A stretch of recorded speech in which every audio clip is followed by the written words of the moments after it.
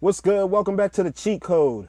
Did I ever tell you about the time I caught a DJ deleting his cues through the laptop? He was kind of doing everything through the laptop, touching the laptop. It was at that point I realized they didn't know how to shift into the second level of their controller. And that's what I'm going to show you today. Let's get into it. Cheat code.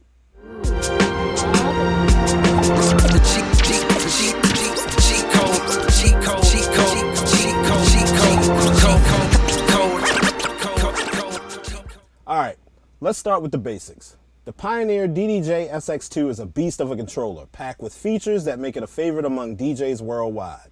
A little old, I know, but this is what I love. I love the DDJ-SX2. It's been my go-to for a while now. I do need to upgrade, but this is a powerhouse. One feature of it that often goes unnoticed is the shift button. This little guy here is your gateway to a whole new level of control. With the shift button, you can access secondary functions on the controller, allowing you to do so much more than what meets the eye. First off, let's locate the shift button. On the DDJ-SX2, it's right here and here, conveniently placed in the corner. Both the Alpha Theta, Omnis Duo, Flex 4 has it in similar locations as the SX2. The Rev 7 has the shift button in the middle. Hercules Impulse T7 has a larger shift button. So that tells you it's very important. When you press and hold this button, you'll notice that certain controls light up or change, indicating you've activated the secondary functions. As you can see, as I'm touching it, controls are changing colors here, here, and here. For instance, the performance pads, by holding down the shift, you can toggle between different pad modes. Without shift, you have hot cue, roll slicer, and sampler. But with shift pressed, you can unlock cue loop, saved loop, slicer loop, velocity. Also, you can delete and add in cue points as you see fit. Now let's talk about looping. Normally you use the auto loop section, auto loop, to set control loops. But with the shift button, you can manually adjust the loop length and move loops around. This gives you greater precision and flexibility when performing live.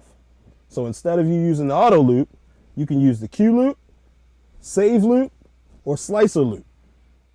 Now let's dive into another powerful feature, the tempo range adjust. By holding down the shift button and pressing the tempo range, and my tempo key is here, tempo, tempo reset, tempo range. If I hold down the shift and hit the tempo range button, you can change the range within which you can adjust the tempo.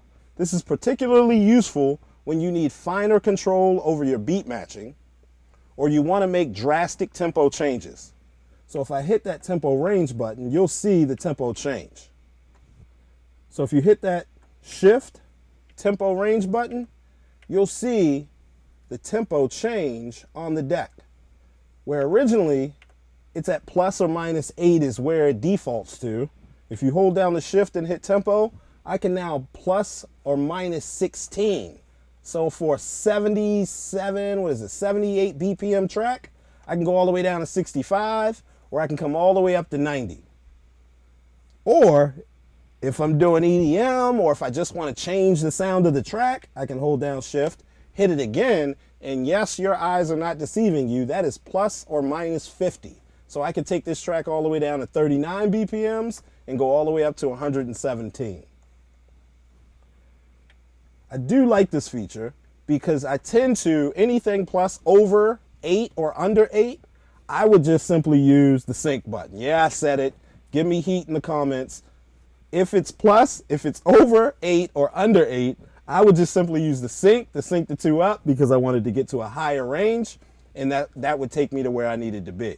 In this case, I don't have to use the sync button anymore. I can just tempo up to 16 and get it exactly where I need it to be.